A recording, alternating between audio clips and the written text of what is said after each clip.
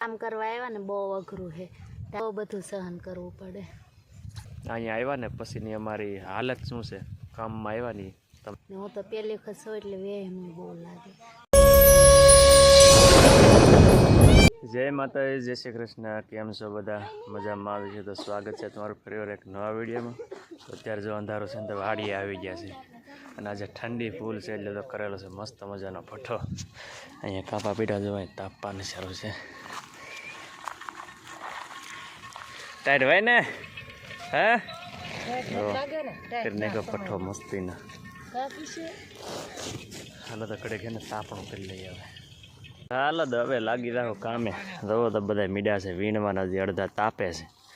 મસ્ત મજાની સવાર થઈ ગઈ છે અને ઠંડી બહુ છે. ધીમે ધીમે મળીએ વીણવા.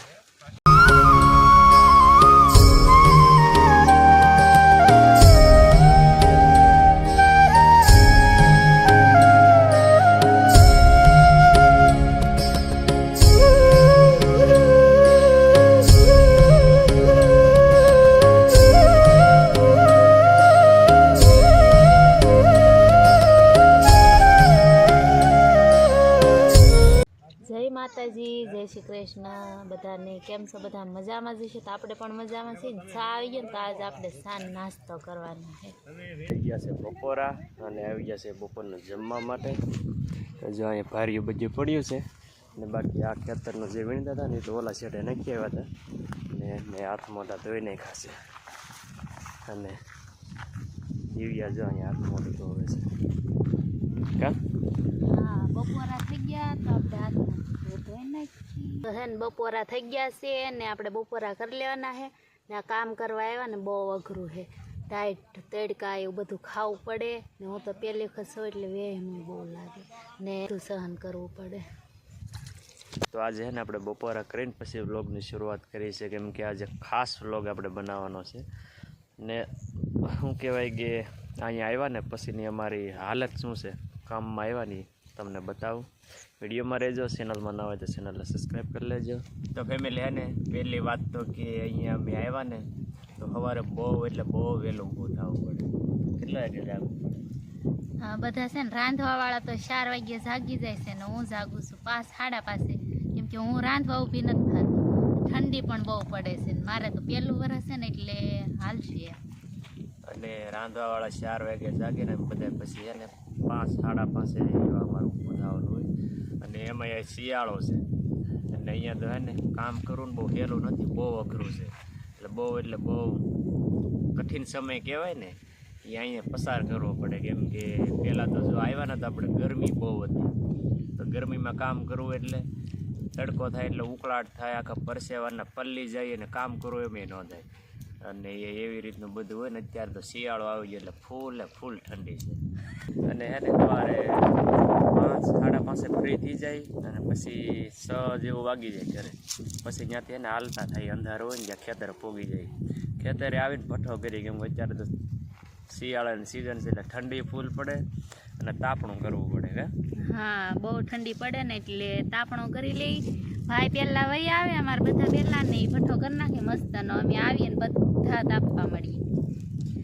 અને પછી વીણતા હે ને થોડા પોગી જાય ને પછી પાછો ભઠ્ઠો કરવો પડે, કેમ કે હાથ છે ને બળવા મળે આંગળીઓ. કેમ કે ઠાર પડેલો હોય ને ઝાકળ એટલે પાણી હોય, તમે બરફ કેમ વીણો એમ જ લાગે, એટલું ટાઢું હોય ને આંગળીઓ બળવા મળે, લાલ થઈ જાય, પગ ને હાથ ને બધું બળવા મળે.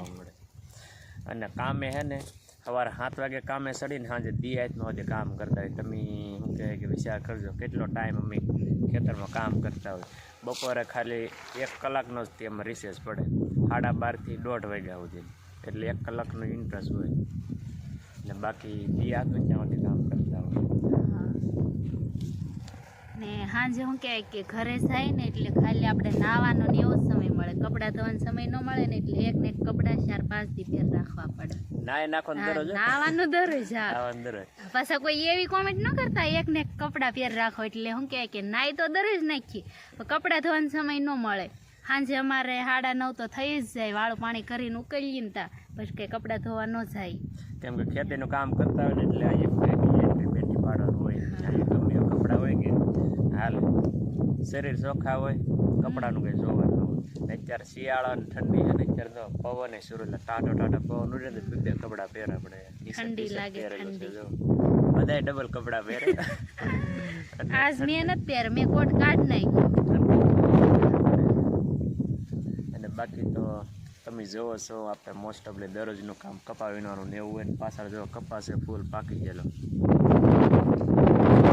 કોમેન્ટમાં કહેજો અને આ હે ને લોકેશન બદલા હવે ક્યાંય તુરે વી આવે અહીંયા વી આવી. હા સામ કેટલી મસ્ત તુર હે ને ફૂલડા ઉગડી ગયા, મજા આવે આવું. તુર હારી છે અને પવન જોવો કેટલો છે, પવન એ બહુ એકદમ ઠંડો પવન ઉડે ને એટલે અત્યારે ડબલ કપડાં પહેરી રાખવા પડે. ડબલ કપડા પહેરવા પડે, બહુ ટાઈટ ભાઈ. અને આમાં વાવેલા છે ધાણા કા? હા ધાણા વાવેલા છે. તુર જો કેટલી એટલે પવન કેટલો છે. અને ફેમિલી બીજી વાત તો હે ને શું કહેવાય કે આપણે કપાસ વીણતા હોય ને અહીંયા શું કહેવાય કે મોસમ કરવાનું ને એવું ન હોય, કેમ કે મોસ્ટ ઓફલી હે ને તમને એમ થાય કે આ લોકો એકલા કપાના જ લોકો નથી, પણ આપણે શું કહેવાય કે ડેલી ઉઠીને આપણે કામે આવ્યા છીએ તો આપણે જે કામ કરીને એ જ અમે તમને દર્શાવીએ છીએ. ને અહીંયા શું કહેવાય અલગ અલગ વાડીએ બધે મોસ્ટ ઓફલી કપાનું જ કામ કરવાનું હોય, પણ અમુક ઠેકાણે કપા સારા હોય, મોડા હોય ત્યાં મજૂરી હુજે ન હુજે એવું બધું હોય. ટાઈમ ભરીએ પૂરો પણ બધા દિવસ સરખા ન હોય.